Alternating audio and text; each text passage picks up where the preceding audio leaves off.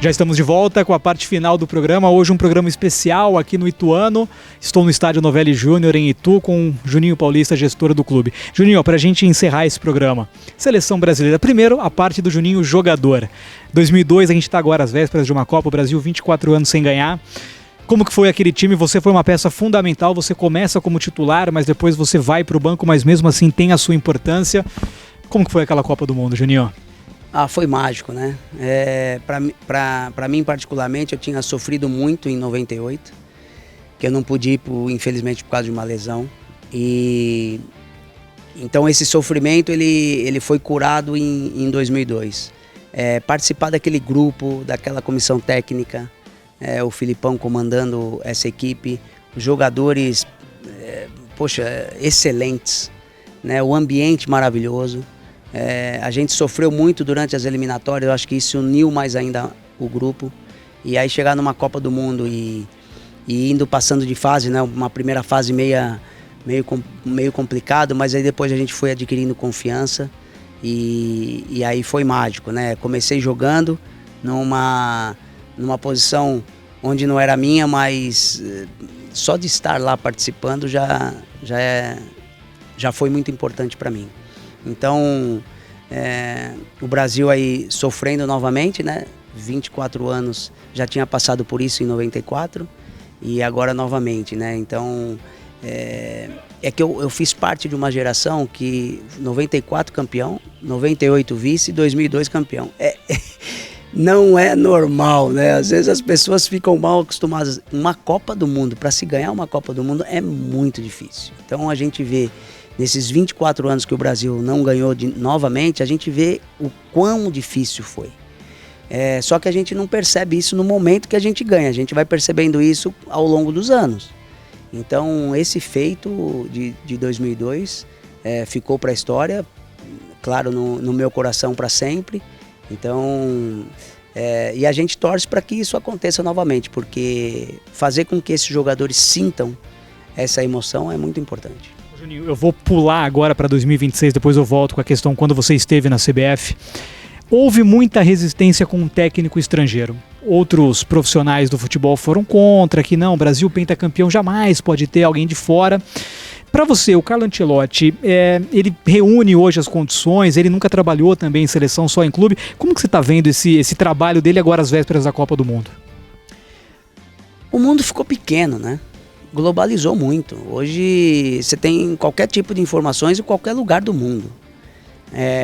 E isso traz também a facilidade de estrangeiros trabalharem em outros países, né? Então o Brasil sempre exportou muito, inclusive treinadores, né? Então a gente cita vários treinadores que já comandaram equipes, seleções nacionais, equipes grandes do futebol mundial. Só que a gente não tinha sentido isso, né? Na nossa seleção. E eu acho que é absolutamente normal. Agora, tinha que ser um cara digno da seleção brasileira. E eu tenho certeza que o Carlo Ancelotti é esse treinador. Né? Como poderia ser o Guardiola, como poderia ser o Mourinho, enfim. São treinadores com relevâncias mundiais. Então, eu acho que a seleção está muito bem comandada, muito bem servida nessa parte do comando. E independente de ser estrangeiro ou não, é claro que a gente espera sempre o sucesso da nossa seleção. Agora indo para a parte diretiva, quando você trabalha na CBF com o Tite. Como que foi essa experiência? Foi legal, não foi? Não teve a conquista da Copa do Mundo, o Tite vai em duas, né? Você na segunda do Catar com ele e o título acaba não vindo e poderia ter vindo, né? A gente falou de um hiato de 26 anos, mas dava para o Brasil ter ganho tanto 2018 como 22. Nenhuma seleção estava muito à frente do Brasil. A seleção da Argentina, campeã, era muito melhor que a nossa, não era. Como que foi, Juninho? Alguma frustração? Só alegria? O que você relembra desse período todo? Muita frustração. Eu acho que a gente voltando e eu analisando essa minha passagem na CBF, na realidade eu entrei na CBF como diretor de desenvolvimento, que era um cargo que não existia. O Rogério Caboclo, o presidente, me convidou para esse cargo e aí eu entrei na CBF já fazendo contatos, enfim, eu acho que é importante essa proximidade do campo com a direção, né? E eu estava fazendo exatamente isso, passando em cada departamento e trazendo essa dificuldade, às vezes, que a gente olha de campeonatos. Então eu estava vindo de uma Série D do Ituano, então eu pude mostrar para a CBF quais eram as dificuldades de uma Série D para os clubes. Então a gente foi mudando muita coisa nesse período, né, de 3 meses. E aí foi quando o Edu Gaspar foi para o Arsenal e vagou essa vaga de coordenador de seleções. E como eu já estava lá, o Rogério já tinha essa confiança, ele me levou para esse cargo. Eu já tinha trabalhado com o Tite no Palmeiras como jogador e ele treinador. É uma pessoa fantástica, como toda a comissão dele, né? Então o Fabinho, preparador físico, o Macerejan, meu grande amigo, Clebinho, conheci o Matheus, enfim, aí conheci Luiz Wagner, a Miltinho, a Claudinha, que eu já conhecia, enfim, o ambiente da seleção era um ambiente maravilhoso, de pessoas competentes. Então quando eu cheguei, né, o Gilmar Rinaldi, que participou dessa função há 3, 4 anos atrás, ele organizou esse departamento. E aí o Edu veio e deu a sequência. Então eu peguei um departamento praticamente organizado. É claro que você vai colocar um pouco a sua cara, tudo, mas de verdade a gente não precisava fazer quase nada, porque já estava tudo organizado, a comissão técnica, o Tite comandando a comissão técnica. Então, assim, eu acredito que eu tenha somado muito pouco nessa função. Eu iria ajudar muito o futebol na função onde eu entrei.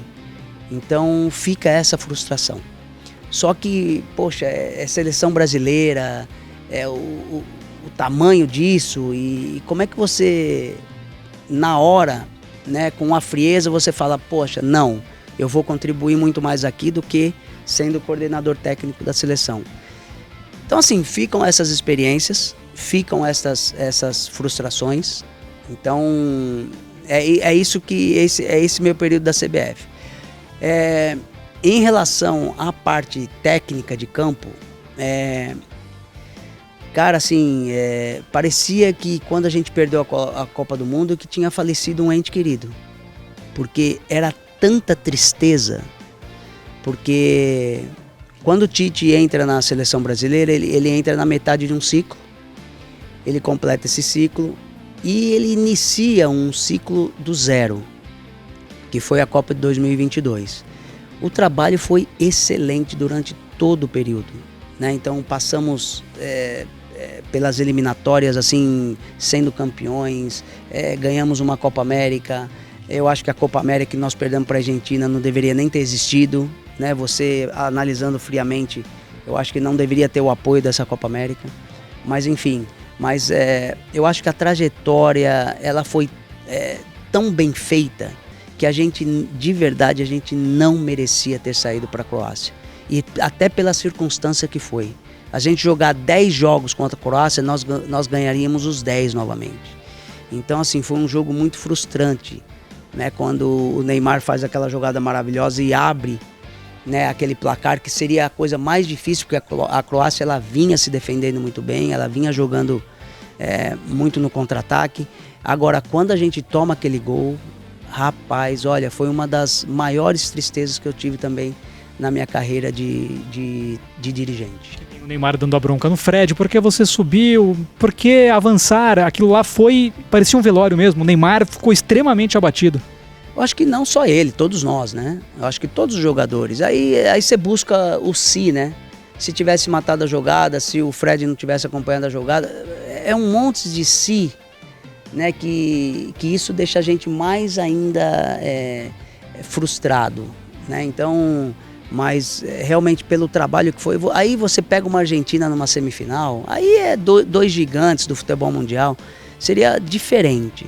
Então, assim, fica realmente a frustração, porque futebol, você faz tudo, claro que não é exato, mas você faz tudo para ter a probabilidade ela aumentada, e o Brasil fez isso, né? Então, aquele jogo contra a Croácia realmente não refletiu todo o trabalho que foi feito durante os 4 anos.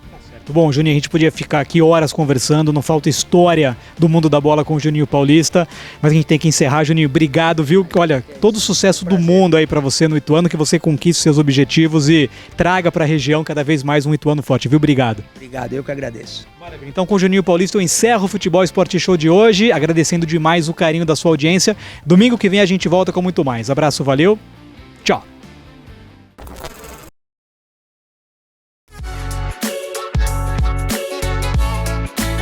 Unief Academia, tradição em Jundiaí.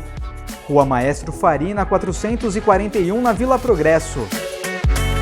Unief, a sua academia. Fair Play Festas Jundiaí. Venha fazer a sua festa conosco. Fair Play Diversões no Maxi Shopping. Entre em contato, agende a sua festa.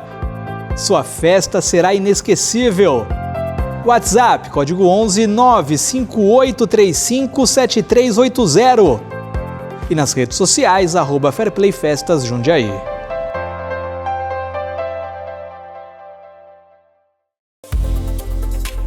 Venha conhecer o Ibis Jundiaí, ao lado do shopping.